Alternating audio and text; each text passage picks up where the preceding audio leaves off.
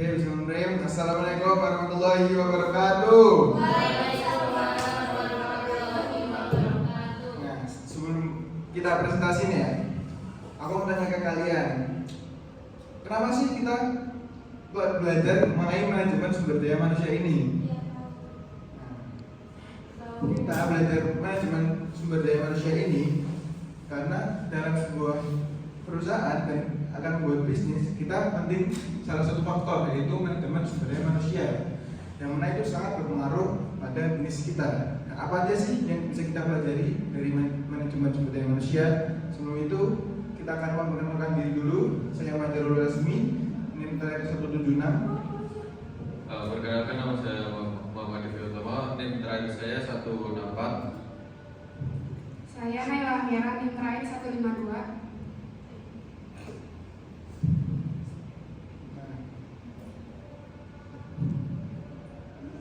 Nah, ini dia latar belakang kenapa kelompok kami, kelompok 8,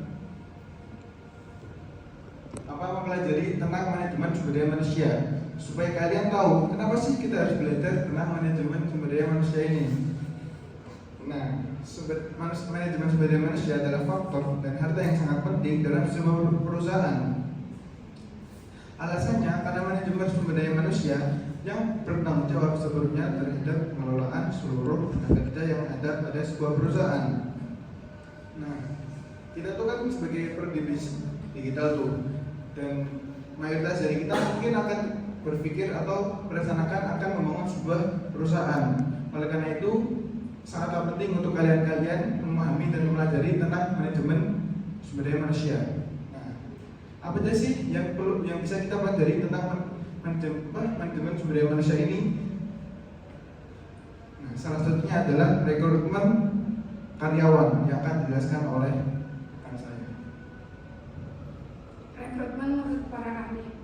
Yang pertama, menurut Henry Shimamura, serangkaian aktivitas mencari dan memikat pelamar kerja dengan motivasi, kemampuan, keahlian, dan pengetahuan yang diperlukan guna menutupi kekurangan yang diidentifikasi dalam perencanaan kepegawaian.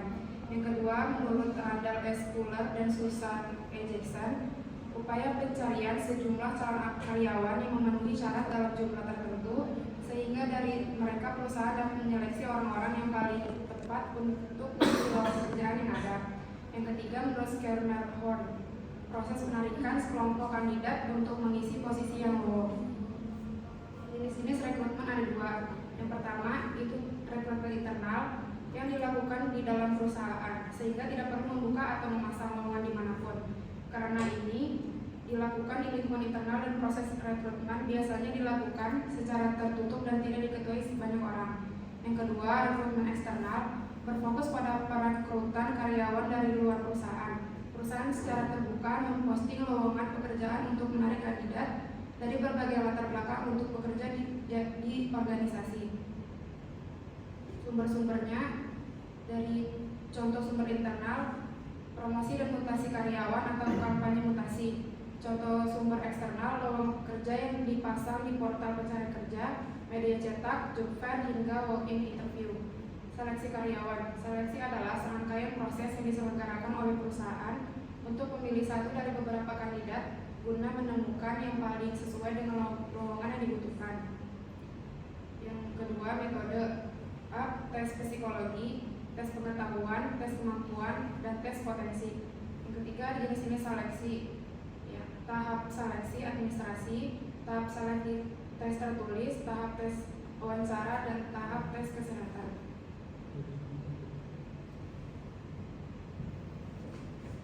Berikutnya adalah pelatihan dan pengembangan. Pelatihan mengacu pada upaya terencana perusahaan untuk memfasilitasi pembelajaran kompetisi, pengetahuan dan keterampilan dan perilaku yang berhubungan dengan pekerjaan karyawan, yang bertujuan agar karyawan menguasai pengetahuan, keterampilan dan perilaku yang ditekankan dalam pelatihan dan menerapkannya dalam aktivitas sehari-hari. Yang kedua, pengembangan. Menurut NU 2020, pengembangan mengacu pada pelatihan, pendidikan formal, pengalaman kerja, hubungan, dan penilaian kepribadian. keterampilan dan kemampuan yang membantu karyawan mempersiapkan diri untuk menghadapi pekerjaan atau posisi di masa yang akan datang. Pelatihan dan pengembangan. Yang pertama, prinsip-prinsip pelatihan dan pengembangan, yaitu satu, motivasi. Yang kedua, metode pelatihan. Ketiga, memahami perbedaan individu. Keempat, praktek. Dan kelima, sesuai kebutuhan. Selanjutnya, tahapan-tahapan penyusunan. Satu, mengetahui tujuan. Kedua, sasaran pelatihan harus dapat terinci dan terukur. Ketiga, pelatihan umumnya berorientasi pada peningkatan skill. Keempat, materi yang diberikan sesuai kebutuhan. Kelima, memilih metode pelatihan yang tepat. 6, peserta sudah lolos kualifikasi. Pelatihan dan pengembangan. Tujuannya ya pengembangan SDM bertujuan antara lain untuk meningkatkan kemampuan, keterampilan, dan sikap karyawan sehingga dapat bekerja lebih baik secara efektif dan efisien dalam pencapaian tujuan perusahaan. Metode pelatihan dan pengembangan. A. Metode kelas. B. E-learning. C. Studi kasus. D. Play.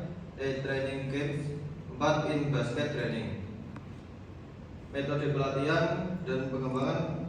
Konsep framework. Identifikasi kebutuhan pelatihan dan pengembangan, lalu desain program pelatihan dan pengembangan meliputi tujuan, sasaran, dan metode. Evaluasi dan penilaian program pelatihan dan pengembangan, lalu pelaksanaan, penilaian, dan pengembangan.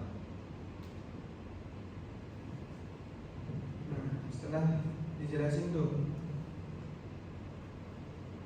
bagaimana cara merekrutmen karyawan dan bagaimana cara pelatihan dan pengembangan yang bisa dilakukan sebuah perusahaan, kita akan menjelaskan tentang hal-hal yang harus dipenuhi oleh perusahaan kepada karyawan. Salah satunya adalah kompensasi. Nah, apa sih kompensasi itu? Kompensasi adalah manajemen. Kompensasi adalah proses pengembangan dan penerapan strategi, kebijakan, serta sistem kompensasi yang membantu organisasi untuk mencapai sasarannya dengan mendapatkan dan mempertahankan orang yang diperlukan dan meningkatkan motivasi serta komitmen mereka.